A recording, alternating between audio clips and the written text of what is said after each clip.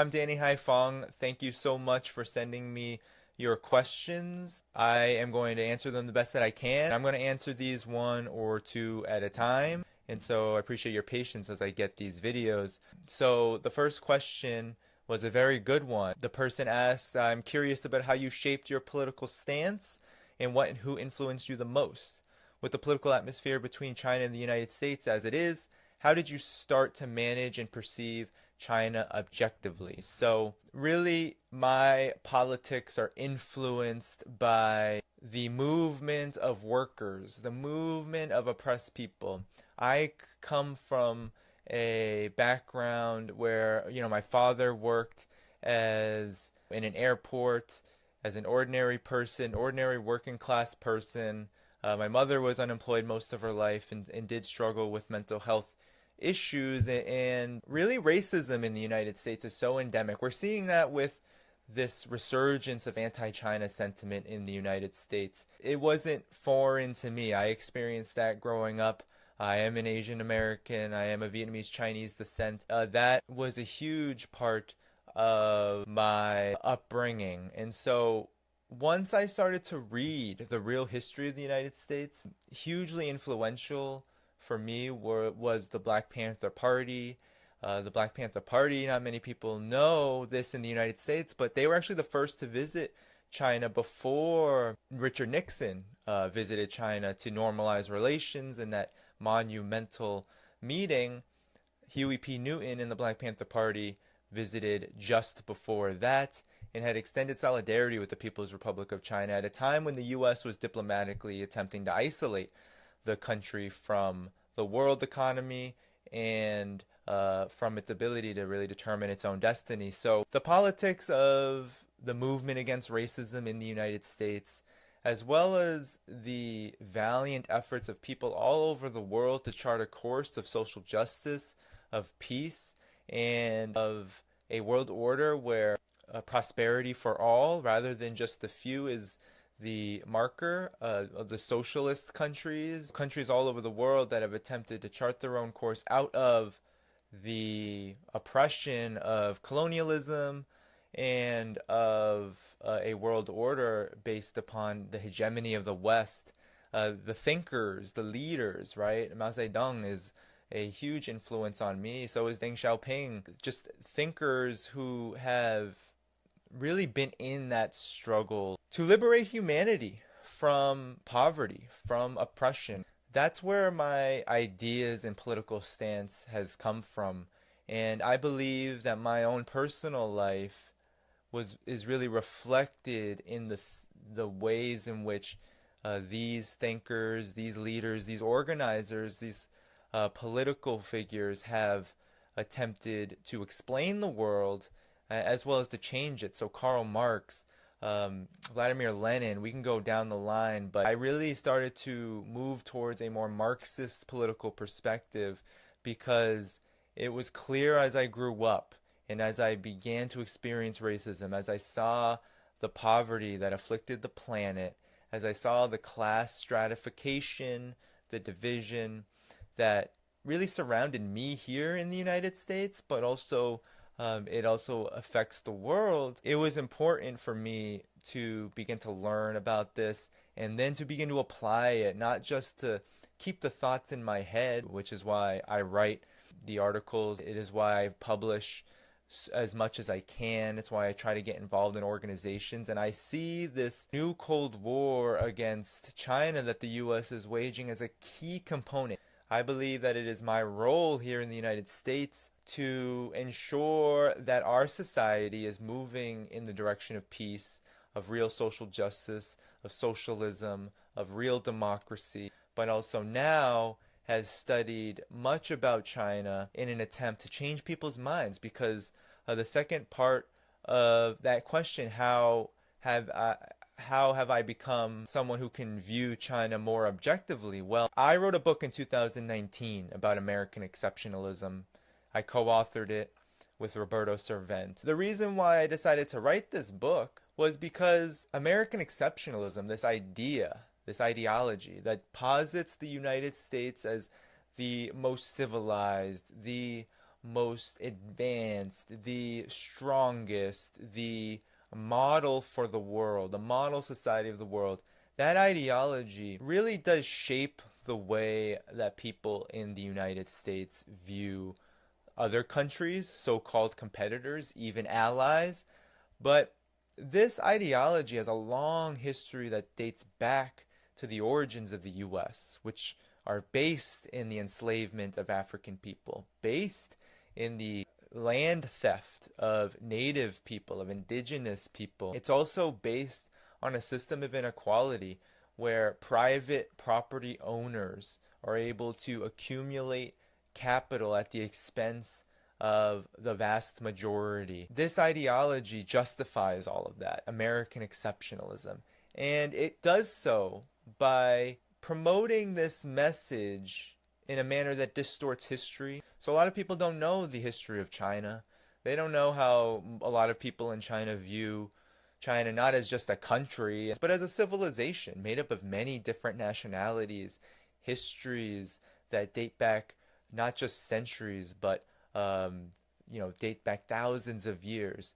That not many people understand China's process, its revolutionary process to found a new China in 1949. And I want to congratulate everyone in China for the 71st anniversary of New China. This ideology, American exceptionalism, really produces a profound ignorance of how other people around the world, people who are not within the direct sort of vision of the daily lives of people in the United States. And so a lot of people just don't have the access to the information about China. And so for me, with the way that U.S.-China relations have soured in recent years, especially in the last year, as Donald Trump and his administration has taken all sorts of measures, military, diplomatic, economic, we can go down the line, but the deterioration of relations with China comes at a time, for me personally,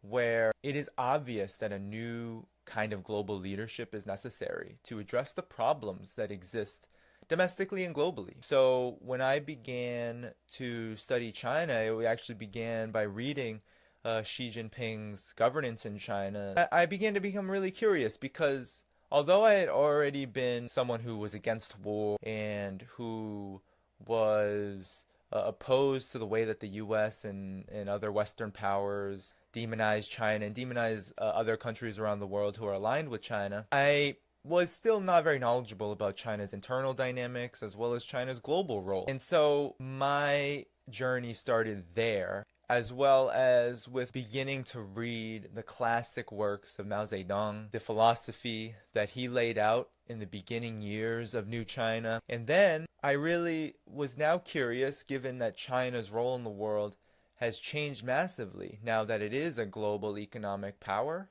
the second largest economy, and in purchasing power parity terms, the largest economy. The fact that the United States has geared so much of its policy towards China in recent years, beginning, I believe, with the Obama administration's pivot to Asia, now with this full-fledged new Cold War against China. I really wanted to know more about what really makes the United States, its political class, its establishment, both in Washington, D.C., as well as in the halls of power, in major corporations, in certain elements of the financial sector.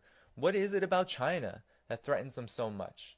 And so I began to read a lot about China's anti-poverty campaign, its relationships with countries around the world, and its forward thinking on issues of international relations, the idea of multipolarity that is really being spearheaded by China, the idea that China is trying to promote a world order based upon cooperation and against this notion that one country should be a hegemonic power. And I find this very interesting because I think that will bring much more peace to this world, is that China's philosophy is to become a global power, but to become one that actually shares its expertise, its technological expertise, its economic expertise, its expertise on matters of international affairs, on climate change, on how to address an ecological catastrophe, which the United States, unfortunately, is behind on all of these things. The United States acts as a singular hegemon. It acts as a power in the world that believes that it is always correct and that it has the right to dictate the affairs of countries all over the world and peoples all over the world. So there is a clash, I believe, of two different philosophies, of two different models of development, and it's really important. People in the United States are going to have to learn how to work and cooperate with people all over the world. They're going to have to learn that they're not necessarily going to be the global hegemon anymore, and that they're also going to learn that the military solutions, building an empire, is not the direction that humanity should go in. And unfortunately, with the United States' huge investments in the military, the prison industrial complex here in the United States, we have more than twice as many prisoners as China here in this country, over half of them being black or Latino. We have these issues. We have a very militarized society. This militaristic mentality is being deployed to the Asia Pacific to try to contain China. There's going to have to be a choice that people make around these issues, because China is not going to stop its pursuit of prosperity for its people, as well as forwarding a global model that is more in line with the interests not just of China but the rest of humanity.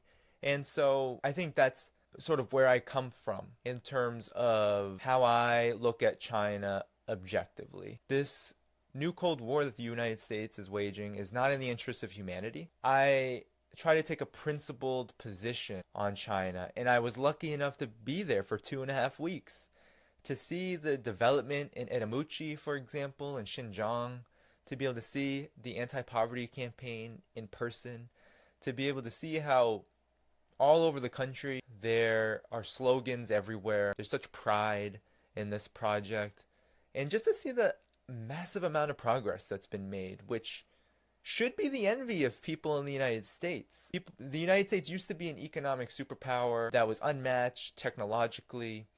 Now China is catching up and has really employed what it has learned, how it has developed, and all of the advancements it has made to the masses of people. So in China, high-speed rail was something that was just so incredible. In the U.S., we have no high-speed rail. I was talking about the anti-poverty program. Poverty in the U.S. has been going up, and this global economic crisis post-COVID-19 has only made things worse for nearly 150 million people in this country are struggling with poverty. Relatively here in the United States, about half of the population is very close to relative poverty, meaning that they can't meet their basic needs with their income. People are taking 2 jobs, 3 jobs, don't have health care, don't have housing. In China, I saw the opposite was happening. Housing was being built, relocation was occurring for impoverished families who, for many different reasons, could no longer live in villages and mountainous regions. I saw the commitment to renewable energy that just doesn't exist here, with fossil fuel corporations being so dominant. I saw the windmills everywhere. I saw thousands of miles of solar farms. I saw the electric cars were everywhere and subsidized by the state. This does not happen here in the United States, but it needs to, because ecological devastation is very much a huge responsibility of the United States, and the United States needs to get involved in repairing that damage. So seeing all of that, being able to see the progress, helped me immensely in being able to just really see those thinkers, Deng Xiaoping, Mao Zedong, those thinkers that have been so prominent in the history of China, being able to see their ideas implemented in society up close. I had read about the 800 million people being lifted out of poverty, but to see it, to talk to people, to see the support that the people of China have for their government, only cemented how important I believe it is for people in the United States to call back their own government's hostilities against China and to shift to a policy of peace and to a reorientation toward the needs of ordinary people right here in the United States. Thank you so much for asking these questions, and I will be back with you all soon. Thank you.